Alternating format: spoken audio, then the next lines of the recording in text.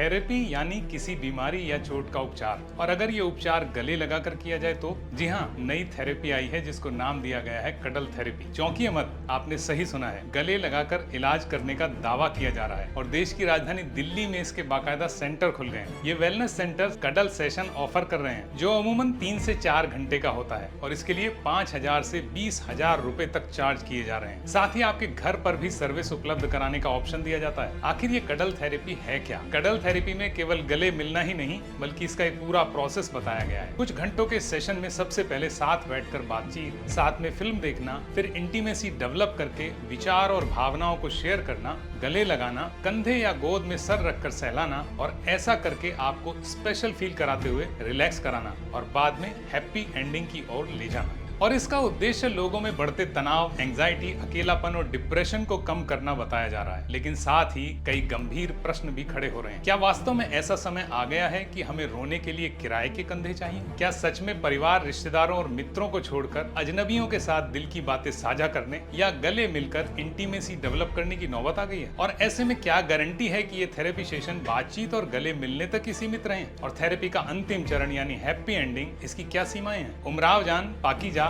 देवदास, हीरा मंडी, गंगूबाई काठियावाड़ी, कलंक, बेगम जान सरी की अनेक फिल्मों में देखा गया है कि किस प्रकार लोग वेश्याओं के कोठों पर पैसा खर्च करके और कई बार अपनी सारी संपत्ति लुटाकर अलग अलग तरीकों से अपना दिल बहलाया करते थे। यानी प्यार व्यवहार के बदले पैसा चुकाया जाता था। क्या ये थेरेपी सेंटर उसी का एक रूप तो नहीं बन जाएंगे? क्योंकि इसके बीच की लाइन बहुत ब्लर है जो इस थेरेपी को कभी भी वैश्यावृत्ति में बदल सकती है। मनोवैज्ञानिकों और समाजशास्त्रियों की राय में जब किसी को डिप्रेशन या किसी अन्य प्रकार की इमोशनल प्रॉब्लम होती है तो उनको परिवार, रिश्तेदार और दोस्तों के साथ मिलने, बात करने और समय बिताने के लिए कहा जाता है, जो कि बड़ा पॉजिटिव इम्पैक्ट डालता है। लेकिन इस प्रकार के थेरेपी सेशन कहीं ना कहीं हमारी सामाजिक और नैतिक दायरों को लांघते नजर आते हैं। विशेषज्ञों का तो यहाँ तक कहना है कि कडल थेरेपी के नाम पर फिजिकल इंटीमेसी को सामान्य बनाया जा रहा है, जिससे युवाओं में भावनात्मक निर्भरता, भ्रम और यहाँ तक कि क्राइम बढ़ने की भी संभावना हो सकती है। अजनबियों के साथ इस तरह की नजदीकी, धोखाधड़ी और कई तरह के शोषण के खतरे भी पैदा कर सकते। कुछ लोग इसे भावनात्मक क्रांति भी कह रहे हैं, तो वहीं कुछ संस्कृति पर चोट। माना कि जमाना आर्टिफिशियल इंटेलिजेंस का है, लेकिन आर्टिफिशियल रिलेशन को कैसे जस्टिफाई किया जा सकता? हमारा मानना है कि मानसिक शांति के लिए